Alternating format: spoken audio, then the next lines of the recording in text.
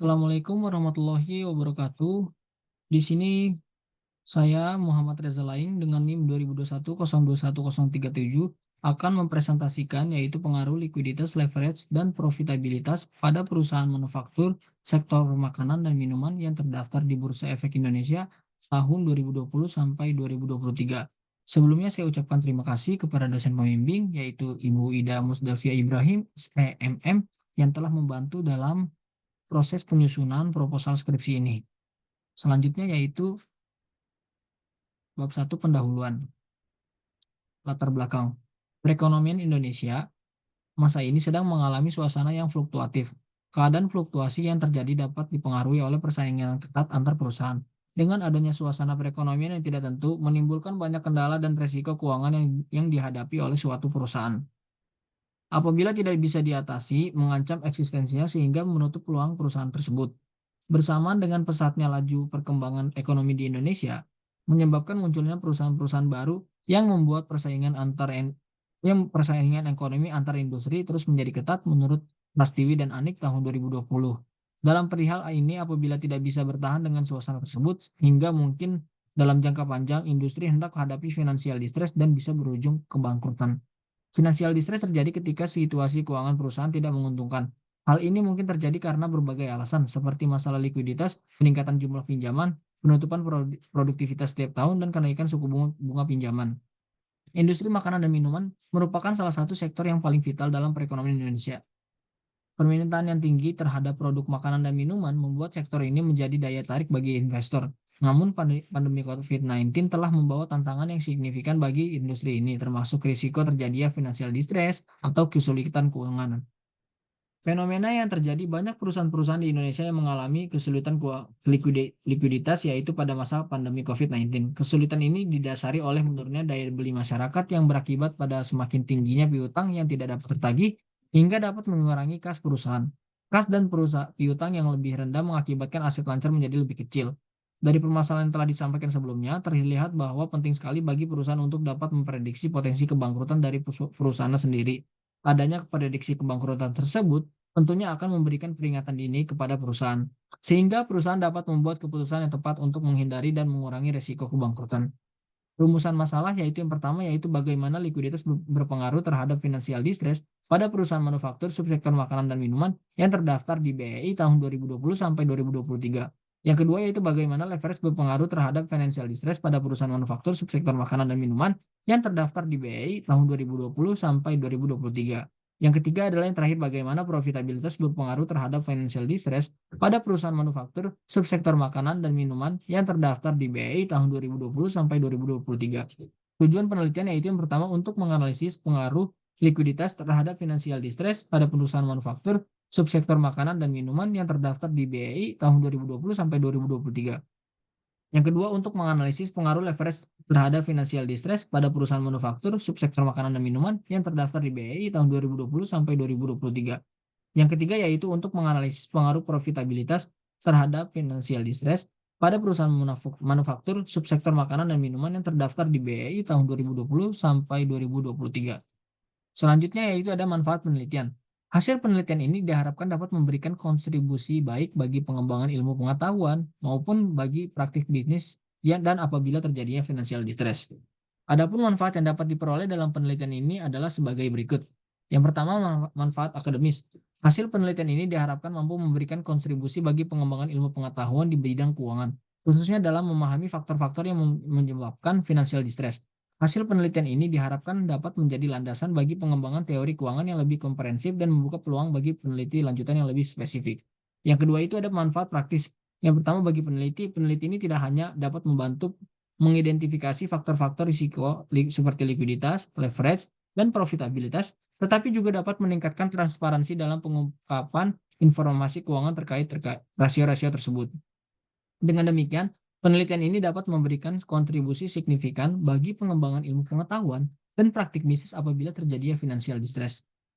Bagi investor, dapat digunakan sebagai bahan referensi dan evaluasi dalam memprediksi financial distress untuk dijadikan pertimbangan dalam menentukan keputusan investasi dari informasi yang dihasilkan. Selanjutnya bab 2 yaitu kerangka teori dan pengembangan hipotesis. Landasan teori yang pertama itu teori agensi Teori agensi ini menguraikan bahwa adanya sebuah perbedaan kepentingan di antara pengelola perusahaan dan pemilik perusahaan. Menurut Budi Santoso dalam Ginanjar dan Rahmayani 2021, agensi adalah koneksi yang dua pihak yang biasa disebut agen. Agen berfungsi sebagai pihak yang memberikan jasa kepada prinsipal dalam mengelola operasional perusahaan, menurut Marlina 2023. Sementara itu, prinsipal akan meneruskan tanggung jawab kepada agen dalam pengambilan keputusan di dalam perusahaannya, menurut Larsati dan Wahyudin tahun 2019. Teori sinyal atau signal teori merupakan sebuah upaya yang dijalankan seorang manajer sebagai bentuk pertanggungjawaban dalam membantu para investor untuk memandang peluang masa depan perusahaan, menurut Vania dan NR 2023. Data yang terdapat di laporan keuangan yang baik dapat berperan penting dalam menghasilkan pengambilan keputusan yang baik pula untuk masing-masing pihak, menurut Felicia dan Sutrisno 2020. Selanjutnya yaitu financial distress. Menurut Wijaya dan Suhenda 2023, definisi financial distress adalah keadaan suatu perusahaan yang memiliki jumlah kas operasi yang tidak dapat digunakan untuk membayar utang sehingga perusahaan harus memperbaiki keadaan tersebut. Financial distress merupakan proses dari penurunan kondisi keuangan yang terjadi sebelum adanya kebangkrutan ataupun likuidasi menurut Christine 2019. Likuiditas. Likuiditas disebut sebagai kemahiran suatu bisnis akan membayar semua kewajiban finansial jangka pendek atas aktiva lancar yang ada menurut penelitian Dita Marita. Jika suatu bisnis tidak dapat menjalankan kewajiban lancarnya, itu menandakan permasalahan kewajiban yang tidak lazim. Problematika ini bisa menyebabkan investasi dan aset lainnya yang dilepas, serta insolvabilitas serta kebangkrutan. Leverage. Leverage adalah kemampuan perusahaan untuk memanfaatkan aset dari dana pinjaman untuk menciptakan hasil pengembalian return yang baik dan mengurangi biaya. Menurut Hasuti dan Septianto 2022, tingginya leverage cenderung menurunkan dividen karena sebagian besar keuntungan dialokasikan untuk membayar utang, sehingga mengurangi konflik antara manajer dan pemilik perusahaan yang tidak lagi menuntut dividen tinggi. Menurut Alawi 2021. Profitabilitas. Profitabilitas adalah kemampuan perusahaan untuk menghasilkan keuntungan yang menjadi dasar dalam pembagian dividen kepada pemegang saham menurut Hidayat 2022.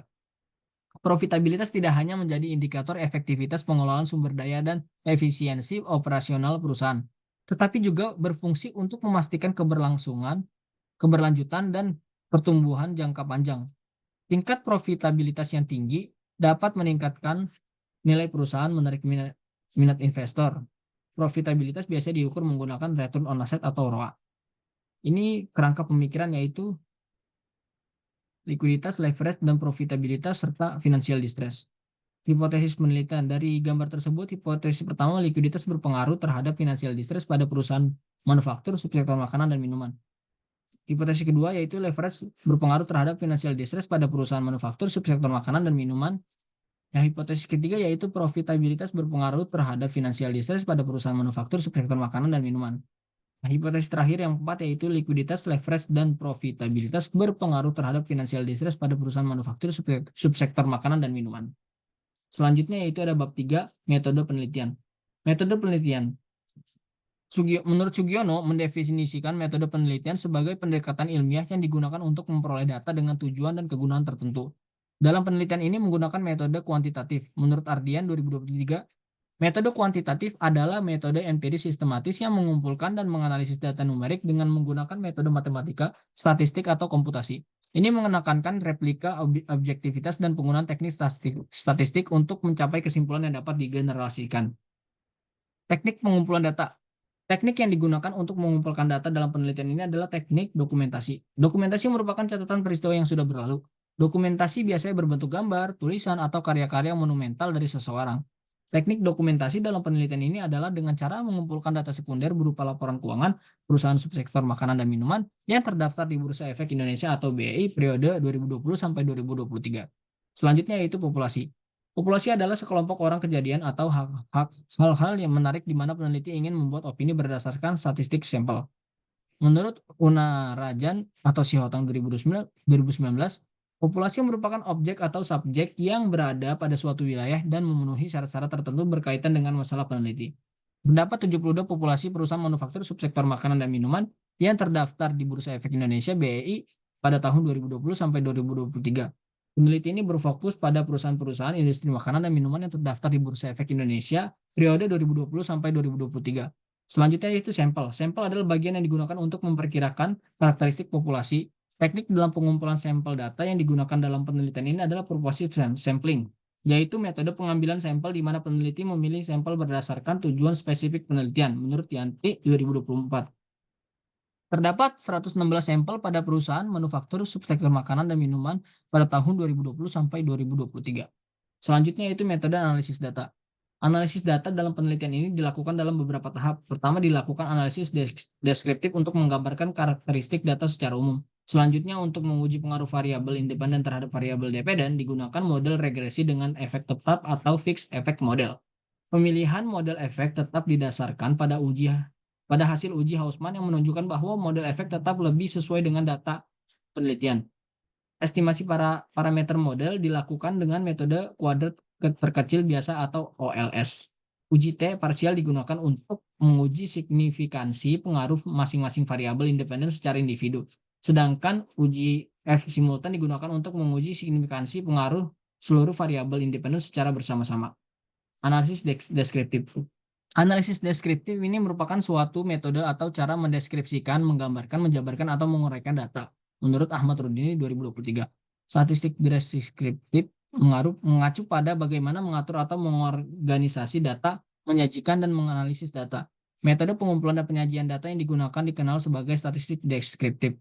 Statistik deskriptif memberikan penyajian data melalui tabel, grafik, diagram lingkaran, piktogram, perhitungan modus, median, mean, perhitungan desil, persentil, perhitungan rata-rata, dan standar deviasi, serta perhitungan presentasi. Fixed effect model. Fixed effect mengasumsikan bahwa perbedaan antar individu dapat diakomodasi dari perbedaan interseptnya. Untuk mengestimasi data panel model fixed effect menggunakan teknik variabel dummy untuk menangkap perbedaan intercept antar perusahaan. Perbedaan intercept dapat terjadi karena adanya perbedaan dalam budaya kerja, manajerial, dan intensif. Namun demikian slope-nya sama antar perusahaan. Model estimasi ini sering disebut dengan teknik least square dummy variable atau LSDV. Selanjutnya yaitu teknik pemilihan regresi model data panel. Menurut Kusumaningstias 2022, pada pengolahan data panel diperlukan pengujian yang dilakukan memilih model berupa uji Chow, uji Hausman, dan uji Langrange multiplier, dan pengujian dalam penelitian ini menggunakan uji Hausman. Uji Hausman digunakan untuk dapat menentukan apakah fixed effect model atau random effect model yang paling tepat untuk digunakan dalam mengestimasi data panel.